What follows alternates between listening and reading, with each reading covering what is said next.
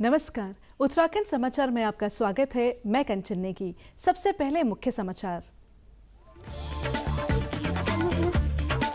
चंपावत सड़क हादसे में 14 लोगों की मौत, 2 घायल। प्रधानमंत्री ने किया मुआवजे का ऐलान। कोटद्वार में 3 और ऋषिकेश बद्रीनाथ हाईवे पर हुई दुर्घटना में 2 लोगों ने गंवाई जान।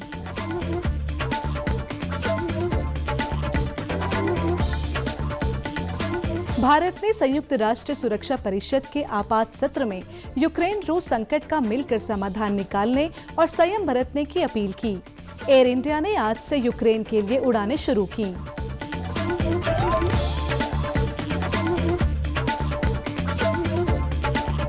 आज से देश भर के 75 स्थानों पर विज्ञान सर्वत्र पूज्यते स्मरण उत्सव का आयोजन। देहरादून में यूकॉस द्वारा 22 से 28 फरवरी तक प्रदर्शनियों और प्रतियोगिताओं का किया जा रहा आयोजन।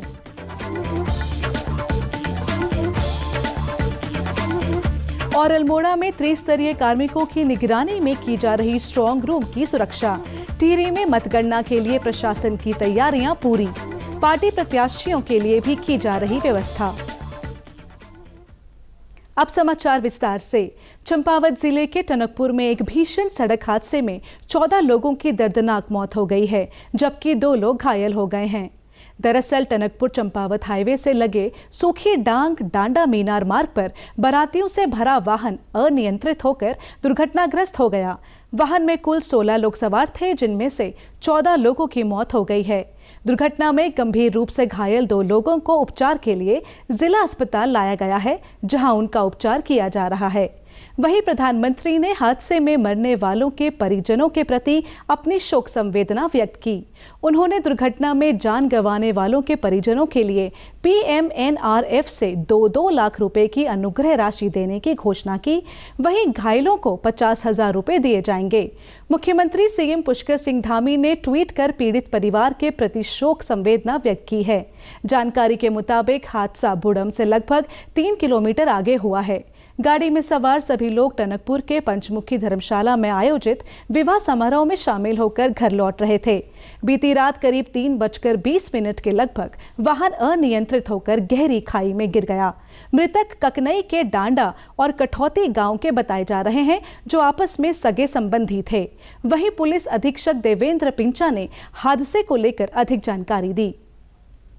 दुर्भाग्यपूर्ण घटना है, जिसमें एक जो शादी के बाद गाड़ी आ रही थी, बारात की गाड़ी जो वापस आ रही थी टनकपुर से ईटा की तरफ आ रही थी, तो SDM रोड में यहाँ पर लगभग 200 से 250 मीटर की गहरी खाई में गिर गई है। जिसमें बताया जाता है कि 16 व्यक्ति सवार थे, जिसमें 14 व्यक्तियों की मृत्यु हो गई। हमने 13 डेड बॉडी निकाल दी है, एक अभी रिकवर करना शेष है। 2 जो घायल हुए थे उनको हमने हॉस्पिटल में भिजवा दिया, उनका भी ट्रीटमेंट चल रहा है। वहीं दूसरी ओर कोटद्वार में आज सुबह हुए सड़क हादसे में 3 लोगों की मौत हो गई है। सुबह लगभग 10 बजे कोटद्वार से गुमखाल की ओर जा रही एक कार गहरी खाई में जा गिरी। कार में सवार 2 शिक्षिकाओं और एक शिक्षक की मौत हो गई, जबकि 2 अन्य शिक्षक घायल हो गए। घायलों को बेस अस्पताल कोटद्वार में भर्ती कराया गया है। दुर्घटना की जानकारी मिलते ही पुलिस क्षेत्राधिकारी गणेश लाल कोहली दुगड्डा पुलिस के साथ घटनास्थल पर पहुंचे और घायलों को रेस्क्यू कर खाई से बाहर निकाला गया। श्री कोहली ने बताया कि मरने वालों में शिक्षिका पूनम रावत उम्र 45 वर्ष निवासी मानपुर कोटद्वार, वंदना भंडारी उम्र 42 वर्ष निवासी शिवपुर कोटद्वार और दीपक शाह उम्र 38 वर्ष निवासी शिवपुर शामिल हैं, जबकि गाड़ी मालिक जयवीर सिंह उम्र 58 वर्ष निवासी रतनपुर सुखरो और अरुण कुमार उम्र 30 वर्ष निवासी सत्येंद्र नगर कोटद्वार गंभीर रूप से घायल हैं। चंपावत और कोटद्वार के बाद ऋषिकेश बद्रीनाथ हाईवे पर भी हादसे की खबर मिली है। राष्ट्रीय राजमार्ग 58 पर श्रीनगर ऋषिकेश मोटर मार्ग पर तपोवन के समीप एक कार के गहरी खाई में गिरने से कार में सवार 4 लोगों में से 2 की मौके पर ही मृत्यु हो गई है। वहीं 2 घायलों को 108 के माध्यम से एम्स अस्पताल ऋषिकेश ले जाया गया है। आपको बता दें कि वाहन पाव की देवी से ऋषिकेश की ओर जा रहा था। हादसे में 2 पुरुषों की मौत हो गई है, जबकि एक महिला और एक पुरुष घायल हैं, जिनका इलाज जारी है। टिहरी के SSP नवनीत भुल्लर ने बताया कि दुर्घटना की जांच की जा रही है। उन्होंने कहा कि दुर्घटना की सूचना परिजनों को दे दी गई है। ये मारुति अल्टो कार है, ये ब्रह्मपुरी में थाना मुनिकृति क्षेत्र का जो ब्रह्मपुरी राफ्टिंग पॉइंट है वहाँ पे नेशनल हाईवे से नीचे लगभग 100 मीटर नीचे ये गिर गई। इसमें 4 लोग सवार थे। इसमें 2 लोगों की मृत्यु हो गई और बाकी 2 लोग घायल हैं। एम्स ऋषिकेश में इनका उपचार चल रहा है और अभी इसमें जांच की जा रही है कि दुर्घटना की वजह क्या थी। और ये जो मारुति अल्टो गाड़ी है ये देहरादून नंबर की है और उनके परिजनों को सूचना दे दी गई है और उनके परिजन मौके पर मौजूद है साथ में। भारत ने यूक्रेन रूस संकट का परस्पर स्वीकार्य समाधान निकालने पर बल दिया है और सभी पक्षों से संयम बरतने की अपील की है। संयुक्त राष्ट्र सुरक्षा परिषद के आपात सत्र के दौरान भारत ने रूस से लगी यूक्रेन सीमा पर तनाव बढ़ने पर गहरी चिंता व्यक्त की। संयुक्त राष्ट्र में भारत के स्थायी प्रतिनिधि टी.एस. तिरुमूर्ति ने कहा कि इस समय संयमित और रचनात्मक राजनयिक प्रयासों की जरूरत है। श्री तिरुमूर्ति ने कहा कि भारतीय नागरिकों की सुरक्षा इस समय देश की प्राथमिकता है। We cannot afford to have a military escalation. As we have emphasized before, the Minsk agreements provide a basis for a negotiated and peaceful settlement, and we need greater efforts to find common ground to facilitate the implementation of the provisions of the Minsk agreements, including key security and political aspects. The safety and security of civilians are essential. More than 20,000 Indian students and nationals live and study in different parts of Ukraine, including in its border areas. The well-being of Indian nationals is of priority to us. इसके साथ ही Ukraine से भारतीयों को लाने के लिए air India का विमान आज सुबह नई दिल्ली से कीव अंतर्राष्ट्रीय हवाई अड्डे के लिए रवाना हो गया है। एयर इंडिया इस महीने की 24 और 26 तारीख को 2 और विशेष उड़ानें संचालित करेगी। यूक्रेन में भारतीय दूतावास ने कहा कि तनाव बढ़ने और मौजूदा स्थिति की अनिश्चितताओं को देखते हुए अतिरिक्त उड़ानों की भी व्यवस्था की जा रही है। देश में राष्ट्रीय टीकाकरण अभियान के अंतर्गत 175 करोड़ 83 लाख से अधिक कोविड रोधी टीके लगाए जा चुके हैं। स्वास्थ्य मंत्रालय ने कहा है कि कल 35,50,000 से अधिक टीके लगाए गए। स्वस्थ होने की दर 98.38% है। वहीं प्रदेश में आज कोविड के 171 मामले सामने आए हैं। हेल्थ बुलेटिन के अनुसार आज 156 लोग स्वस्थ हुए हैं। वहीं राज्य में आज 1 की मौत हुई है। प्रदेश में रिकवरी रेट की दर 95.2% है। सैंपल जांच के आधार पर संक्रमण दर 1.61% पहुंच गई है। राज्य में कुल एक्टिव मामलों की बात करें तो कोरोना संक्रमितों का यह आंकड़ा 1079 पहुंच गया है। आजादी का अमृत महोत्सव के हिस्से के रूप में केंद्र सरकार 22 से 28 फरवरी तक पूरे देश में 75 स्थानों पर विज्ञान सर्वत्र पूज्यते स्मरणोत्सव आयोजित कर रही है। इसी कड़ी में राजधानी देहरादून में उत्तराखंड राज्य विज्ञान प्रौद्योगिकी परिषद ने केंद्र सरकार के सांस्कृतिक मंत्रालय, विज्ञान प्रसार विज्ञान एवं प्रौद्योगिकी विभाग के सहयोग से इस कार्यक्रम को आयोजित किया। यूकॉस के महानिदेशक राजेंद्र डोभाल ने कहा कि इस तरह के कार्यक्रमों से आने वाली पीढ़ी को विज्ञान से जुड़ने के नए अवसर मिलेंगे। जो आज़ादी का अमृत महोत्सव सारे देश में मनाया जा रहा है 75वें साल के उपलक्ष्य में, ये साल भर की गतिविधि है और भारत सरकार के संस्कृति मंत्रालय और साइंस एंड टेक्नोलॉजी डिपार्टमेंट का एक जॉइंट एफर्ट है विज्ञान प्रसार के माध्यम से कि हर राज्य में एक वीक, आज 22 से लेकर 28 को जो राष्ट्रीय विज्ञान दिवस है उस दिन तक ये समारोह चलेगा और प्रतिदिन यहाँ पर एग्जीबिशंस आप देख ही रहे हैं और रिसोर्स पर्सन्स अलग अलग डिसिप्लिन्स के आएंगे और अपने व्याख्यान देंगे। पोस्टर कंपटीशन भी है, निबंध प्रतियोगिता भी है, वाद विवाद प्रतियोगिता भी है और इंडिजिनस क्रॉप्स के ऊपर भी हम लोगों ने एक सेशन रखा है और तमाम यहाँ के जो आसपास के इंस्टीट्यूशंस हैं उन्होंने अपनी जो गतिविधि हैं इस पर, ताकि हमारे आने वाले बच्चों को पता चल पाए कहाँ क्या हो रहा है, उसके भी अपने अपने दृश्य लगाए हैं। परिषद के वरिष्ठ वैज्ञानिक डॉक्टर डी.पी. उनियाल ने बताया कि देश में विज्ञान के प्रचार और प्रसार के लिए इस कार्यक्रम का आयोजन किया जा रहा है। महोत्सव का मुख्य केंद्र बिंदु विज्ञान संचार, विज्ञान लोक व्यापीकरण और विज्ञानी चेतना का विस्तार है। ये विज्ञान सप्ताह हम लोग मना रहे हैं 22 से 28 फरवरी तक ये चलेगा और 28 फरवरी को इसका कंक्लूडिंग होगा जो कि राष्ट्रीय विज्ञान दिवस होता है और सीवी रमन साहब की जो डिस्कवरी है उसको हम लोग सेलिब्रेट करते हैं। ये जो 7 दिन है आप देख रहे हैं इसमें अनेकों कार्यक्रम करे जा रहे हैं और जो ये कार्यक्रम हो रहा है भारत सरकार के विज्ञान एवं प्रौद्योगिकी विभाग विज्ञान प्रसार मिनिस्ट्री ऑफ कल्चर और हम लोग जॉइंटली मिलकर यूकॉस में यहाँ पर कर रहे हैं और इस प्रकार के कार्यक्रम श्रीनगर गढ़वाल में गढ़वाल विश्वविद्यालय द्वारा और हरिद्वार में गुरुकुल कांडी विश्वविद्यालय द्वारा कराया जा रहा है। ये कार्यक्रम 7 दिन चलेगा और इसमें आज उद्घाटन सत्र में प्रोफेसर सोपती साहब ने पॉपुलर लेक्चर दिया हेल्थ सिस्टम के बारे में। प्रोफेसर एन पुरोहित साहब जो वाइस चांसलर थे गढ़वाल विश्वविद्यालय के, वो हमारे साथ रहे थे और डॉक्टर BR अरोड़ा साहब हमारे साथ थे जो वाडिया इंस्टीट्यूट के पुराने फॉर्मर डायरेक्टर रहे हैं।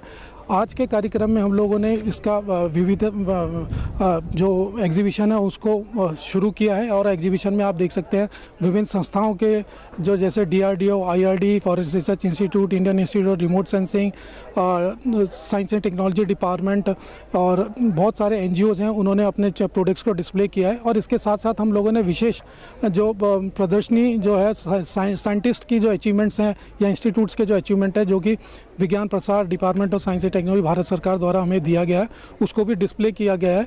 तो इसका उद्देश्य यही है एग्जीबिशन का और इस कार्यक्रम का कि जितने जो यंग स्टूडेंट्स हैं उनको साइंस की तरफ अट्रैक्ट किया जाए और साइंस पॉपुलराइजेशन किया जाए। प्रदेश में 14 फरवरी को संपन्न हुए विधानसभा निर्वाचन के बाद प्रदेश भर में अलग अलग जगहों पर ईवीएम मशीनों को कड़ी सुरक्षा के बीच रखा गया है। वहीं अल्मोड़ा में जनपद के 6 विधानसभा क्षेत्रों के 911 बूथों की ईवीएम होटल मैनेजमेंट संस्थान में बने स्ट्रांग रूम में रखे गए हैं।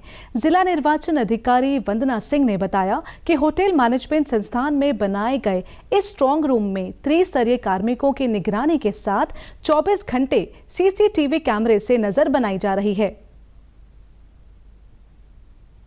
इंस्टीट्यूट में बनाया गया है, वहाँ त्रिस्तरीय सुरक्षा कार्मिकों के द्वारा व्यवस्था की गई है। साथ ही CCTV के द्वारा भी वहाँ 24/7 निगरानी रखी जा रही है, जिसके लिए एक पूरा कंट्रोल रूम बनाया है जिसमें अधिकारियों की शिफ्ट वाइज 24 घंटे के लिए ड्यूटी 3 शिफ्टों में अलग अलग करके लगाई गई है। प्रतिदिन डिप्टी DEO के स्तर के अधिकारी द्वारा इवनिंग में उसका निरीक्षण किया जा रहा है।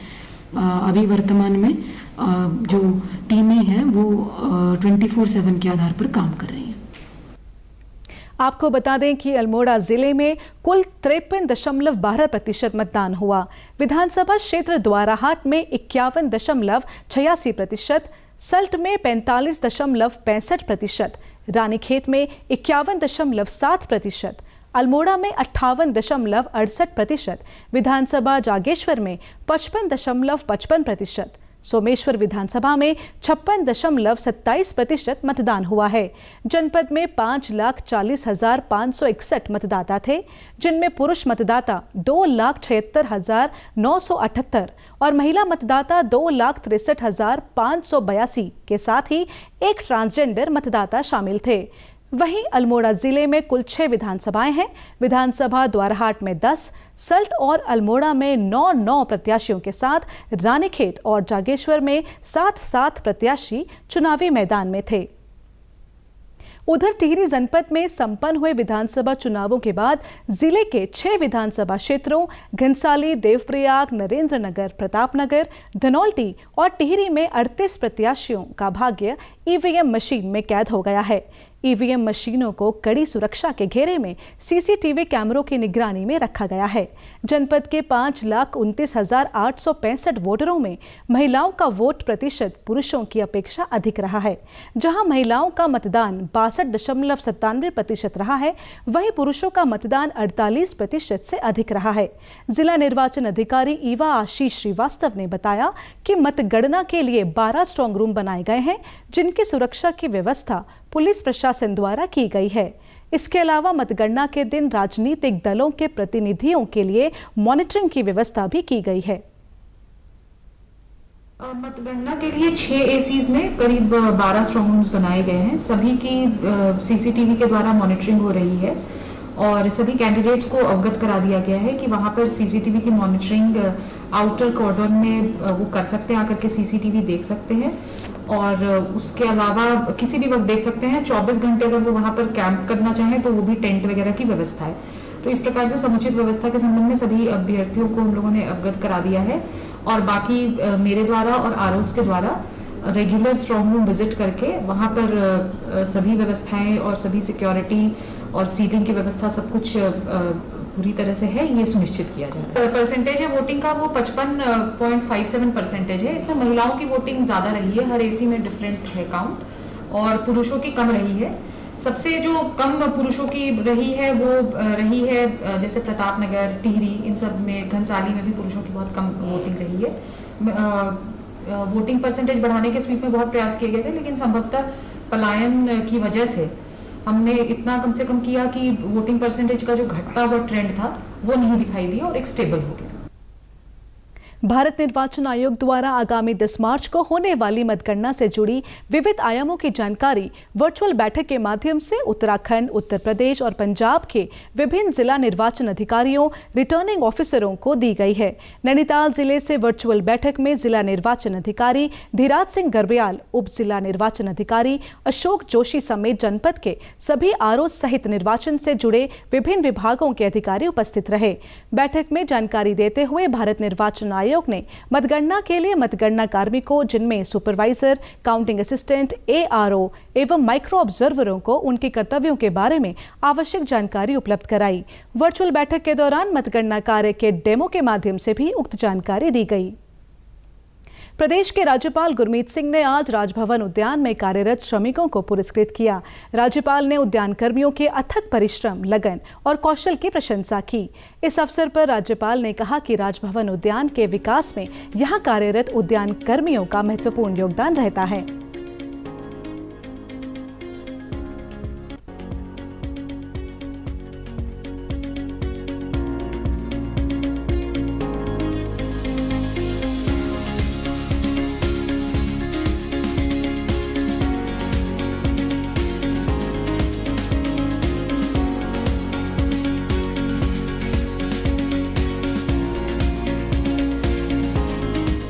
मौसम विभाग के अनुसार प्रदेश के कई स्थानों पर 23 और 24 फरवरी को मौसम में एक बार फिर से करवट ले सकता है। मौसम विभाग के अनुसार पश्चिमी विक्षोभ का असर के चलते गढ़वाल मंडल के उत्तरकाशी, टिहरी, रुद्रप्रयाग और चमोली जिलों के ऊंचाई वाले क्षेत्रों में हल्की से मध्यम बारिश हो सकती है। दूसरी ओर कुमाऊं के बागेश्वर, पिथौरागढ़, अल्मोड़ा एवं चंपावत के कई इलाकों में हल्की एवं मध्यम बारिश होने की संभावना है। मौसम विभाग के अनुसार बागेश्वर, पिथौरागढ़, उत्तरकाशी, चमोली और रुद्रप्रयाग के 2500 मीटर से ज्यादा ऊंचाई वाले क्षेत्रों में बारिश के साथ बर्फबारी भी हो सकती है।